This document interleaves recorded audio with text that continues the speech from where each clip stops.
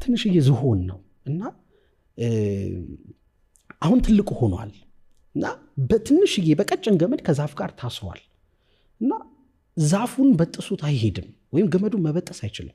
አቅሙ ግን ግዝፈቱ ግን ገመዱን ብቻ ሳይሆን ዛፉንም መገንደስ ይችላል።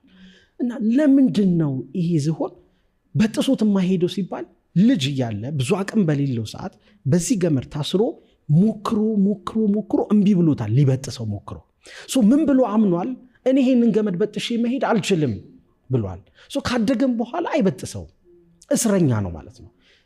ብዙዎቻችን በቃ እስረኞች ነን። በሰዎች ኮመንት ምክንያት ሰዎች ስለኛ በሰጡን በተናገሩን ቃላቶች ምክንያት እስረኞች ነን፣ አንፈታም። በቃ አንዳንድ ሰው ራሱ ያሰረው ራሱን ነው። ሰው ይወደዋል እኮ ግን ሰው አይወደኝም ብሎ ያስባል። ሜቢ ለቢዝነስ በጣም የሚሆን ሰው እኮ ነው፣ ግን በፍጹም ቢዝነስ አይሞክርም።